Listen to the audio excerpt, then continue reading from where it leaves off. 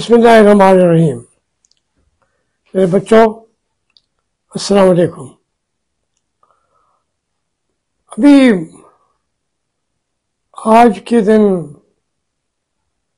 9 मई के बारे में जो समाअत हो रही है अडियाला जेल में, तो कह रहे थे 25 गवाह पेश हो चुके हैं और अब 26 फरवरी को फिर तारीख दे दी है। शाह महमूद साहब को भी अदालत ने कहा कि उन्हें यहाँ लाया जाए। अब ये मेरे सामने तो पूरा मंजर आ जाता है ना। ये गवाह इतने झूठे होते हैं। इसी तरीके से मेरी समाअत हो रही थी। मुकदमा तो बगावत का था, तो उसमें जो गवाह पेश किए उन्होंने, क्योंकि पब्लिक से तो कोई गवाह उनको मिलता नहीं और वाकई नहीं हुआ। मेरे ऐसे था, कोई वाकया हुआ ही नहीं और उसके लिए झूठ के गवाह तलाश करने में हमारे फौजी माहिर है। वो अपनी मुलाजमीन को, फिर उन लोगों को जो उनके रिटायर्ड मुलाजमीन हैं, उनकी गवाहियाँ डाल देते हैं।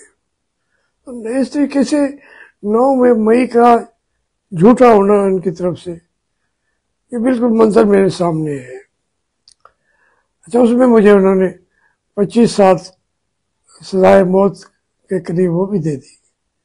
अब ये क्या है, वो जो मेरे पर गवाह आए थे, कोई एक रिटायर्ड लेफ्टिनेंट था, एक सर्विंग कप्तान था।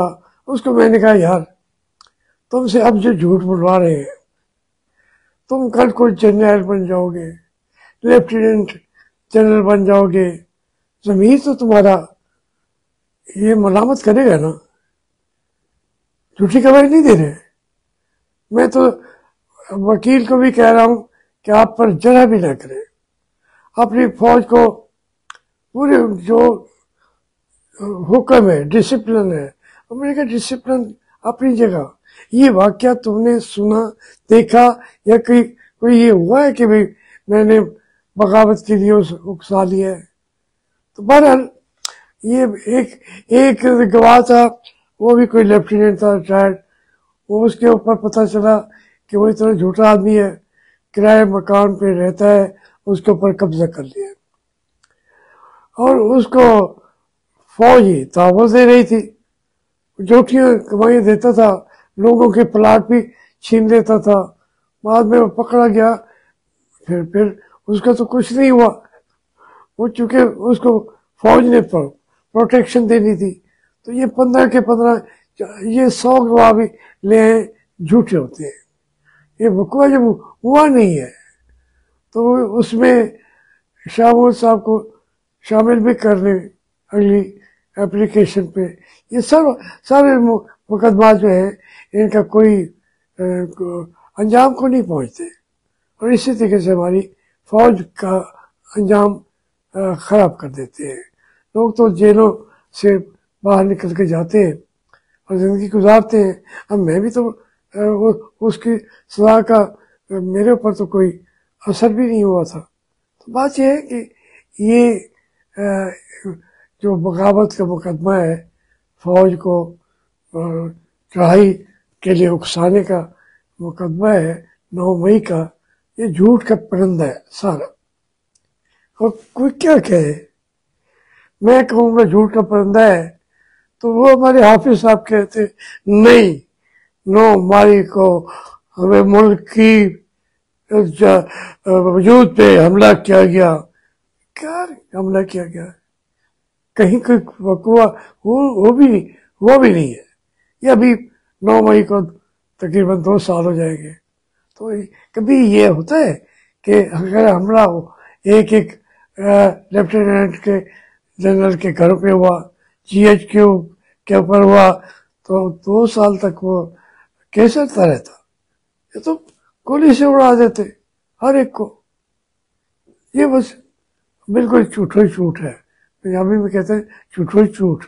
تو یہ سارا ایک جھوٹ کا مقدمہ ہے. بدقسمتی یہ ہے. دیکھیں اب میں یہ بات اس مقدمے کی تفصیل میں چاہوں تو گھنٹوں میں بول سکتا ہوں، کیونکہ میرے اوپر یہ مقدمہ رہا ہے. لیکن یہ صرف اس محاذ پہ نہیں. اب دیکھیں نا، آج ہمارا پھر ایک لیفٹیننٹ اور 4-5 نوجوان اللہ کو پیارے ہو گئے، شہید ہو گئے. اس کا دکھ تو روز ہوتا ہے. اب اس میں وہ کہتے ہیں جو خوارج ہیں، خوارج، کوئی خدا کا نام مانا یار، مارو صحیح مارو. یعنی کہ خارجی ہونے کا بھی فتویٰ تم دیتے ہو. عجیب آدمی ہو. یہ تو مولانا فضل الرحمان سے لیتے، کسی اور سے لیتے. خوارج کے خلاف تو بہت سارے فتوے ہیں. کیسے نام رکھ دیتے ہیں؟ اسلام کو بھی آپ بدنام کر رہے ہیں اور اللہ اور اللہ کے رسول کو ناراض کر رہے ہیں. اچھا اب یہ زونز وہ خالی کر رہے ہیں امریکہ کے لیے. امریکہ جو ہے آج اقوام متحدہ نے بھی کہا ہے کہ جناب یہ دہشت گرد ہے اور اتنے انہوں نے حملے کیے ہوئے ہیں، اس کے لیے اسلحہ پاکستان کو اور دے دیں گے، کچھ پیسے اور دے دیں گے، پھر یہ ان لوگوں کو پکڑیں گے، مار دیں گے، یا ان کو پھر یہ امریکہ کے حوالے کر دیں گے. پہلے یہ ہوا ہے. لیکن کچھ تو اپنی غلطیوں سے سیکھو تو صحیح. میرے ملک کے جنرلوں، اپنی غلطیوں سے سیکھو تو صحیح. نہیں سیکھتے، کبھی نہیں سیکھیں گے. ان کو ایک ہی طریقہ آتا ہے کہ یہ اٹھاؤ بندوق، اٹھاؤ مارتے جاؤ یا مرتے جاؤ. بھائی کیوں مارتے ہو، کیوں مرتے ہو؟ اس کے لیے کوئی پالیسی بنانے دو. کسی جو ملک کے لوگ فیصلہ کرتے ہیں اس مینڈیٹ کو تسلیم کر لو. جو بھی لیڈرشپ آئے گی وہ انشاءاللہ اس مسئلے کو حل کر لے گی. آپ نے ایک بھائی ملک کو، دوست ملک کو اس طریقے سے دشمن بنا کے ہم پیش کر رہے ہیں رات دن، اور امریکہ کے لیے کام کرنے کے لیے ہم بھاگے پھرتے ہیں. یہ فوج اسی لیے بنی تھی یار. ہمیشہ آپ دوسروں کی لڑائیاں لڑتے ہیں، پھر مارے جاتے ہیں، پھر شہید ہو جاتے ہیں.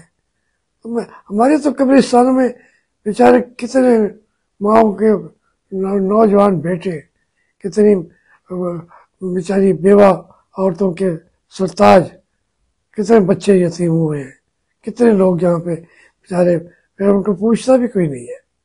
تو اس لیے یہ فوج کا نہیں ہے کام، نہیں کر سکتے آپ. اگر کوئی سویلین گورنمنٹ ہوتی وہ رسپانسبلٹی لیتی. آپ تو رسپانسبلٹی بعد میں لیتے ہوئے نہیں ہے. جو کچھ بھی ہوتا ہے، کارگل ہو یا مشرقی پاکستان ہو یا بلوچستان ہو یا خیبر پختونخوا ہو، حتیٰ کہ اب تو پنجاب کے اندر بھی لوگ مریں گے. یہ جو ہے ملک جو ہے بالکل اینڈ پہ آپ کے پہنچ کے کھڑا ہوگا. تو پھر یہ آپ کہیں گے جی یہ مشرقی پاکستان سیاستدانوں نے گوا دیا. انہوں نے کیا گوا دیا؟ ملک آپ کے پاس تھا. یحییٰ خان وہاں پہ مالک بنے بیٹھے تھے. ملک تو آپ نے اپنے ہاتھوں سے ان کو نکالا. اب بلوچستان کو بھی نکال رہے ہیں آپ. کس چیز سے حکومت کریں گے؟ آپ کا جو شوق ہے، شوق حکمرانی، کہیں تو ختم ہو. آپ ایک ملک کی فائٹنگ آرمی تو بنے. آپ تو فائٹنگ آرمی نہیں ہے، آپ تو رولنگ آرمی ہے.